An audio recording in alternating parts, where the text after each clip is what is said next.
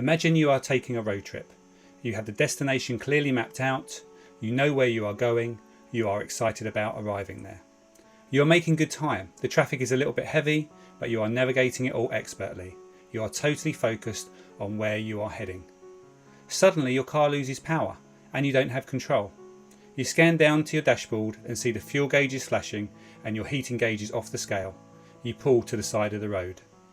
You realise that you've been so focused on the journey and getting to your destination that you have not paid attention to your car and its condition. You have taken it for granted. We can experience the same things in our lives. We can get overly fixated on our call and creativity, our purpose and getting things done, that we fail to look at our own dashboards. Before we know it, we realise we have overheated and ran out of energy. We have neglected our care. Does this sound familiar? Well, if it does, you are not alone. A lack of self-care and burnout are increasingly commonplace as we strive to do more rather than be more. So what can we do? What can we put into place to help us avoid burnout and to improve our self-care so that we are able to embrace our call and maximise our creativity?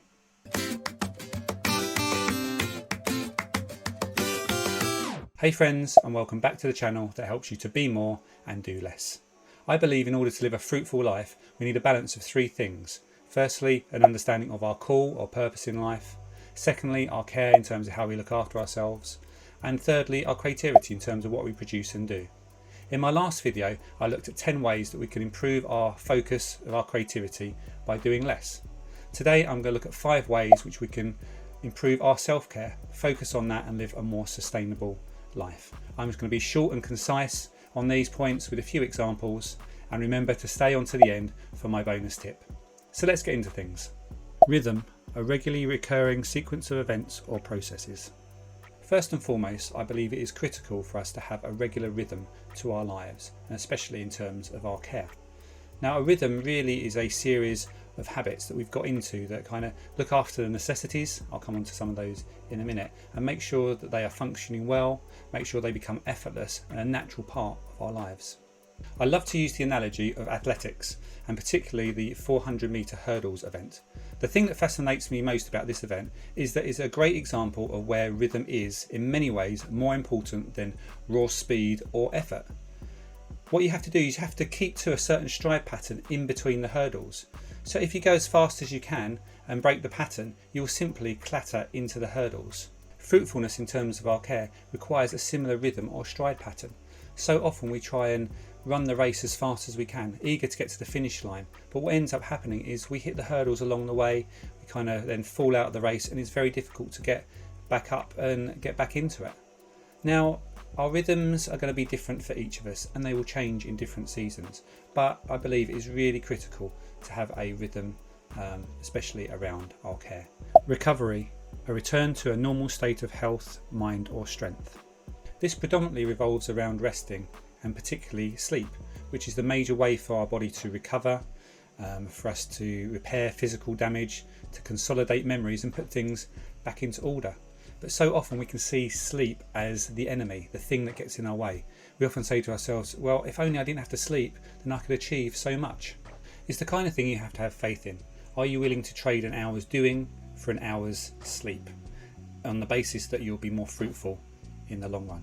Now for me, sleep is like the big rock in the bucket, the primary thing that I make sure goes into my rhythm of things first. Now this is probably heightened by my chronic fatigue condition, but I believe for everyone, sleep and recovery is the first thing that we need to get into place. And when I'm coaching people, this is the first thing I ask them before we go on to anything else, because it is that critical.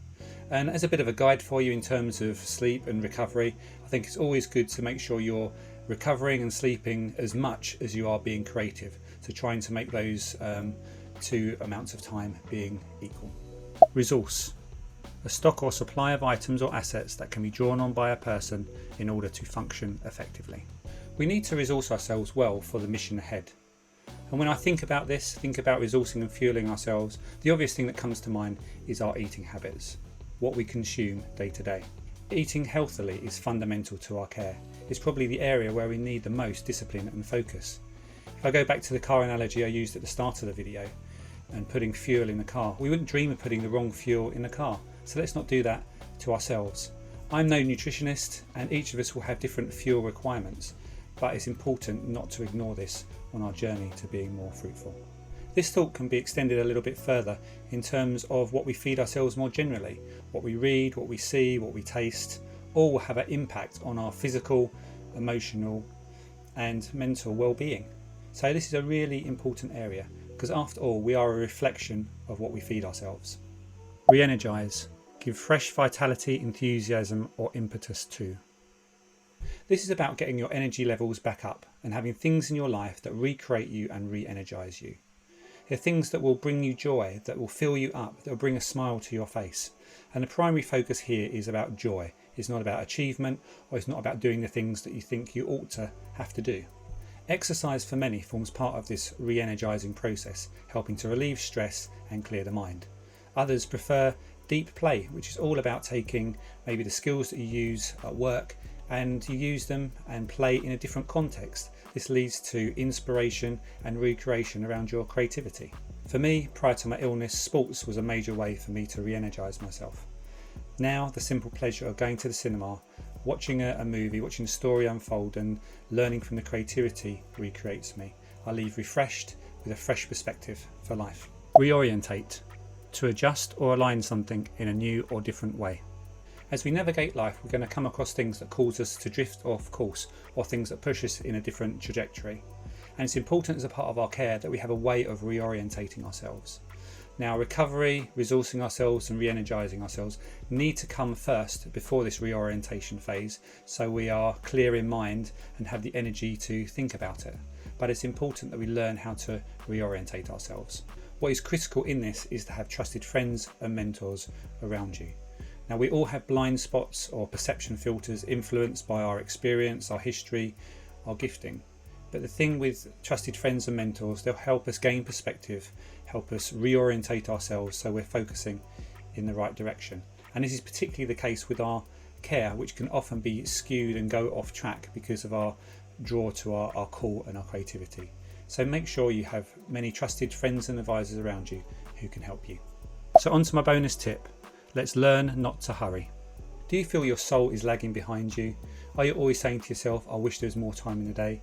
Well, perhaps it's time to slow down and not hurry. I think we can spend our life hurrying from one thing to the other. What it looks like is bumping into things, making mistakes, trying to get things done quicker than they should do. Quite often there is no real benefit to this except maybe meeting someone else's expectations and getting some stuff done.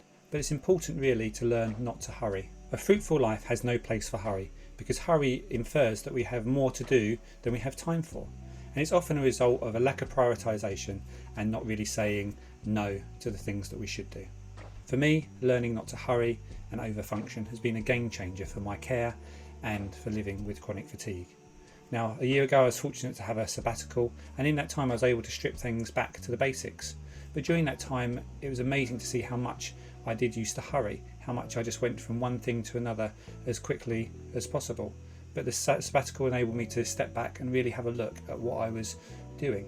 And in the end what was happening, or I reflected on, was that hurry just creates hurry, and you end up in a spiral that leads to our care being affected.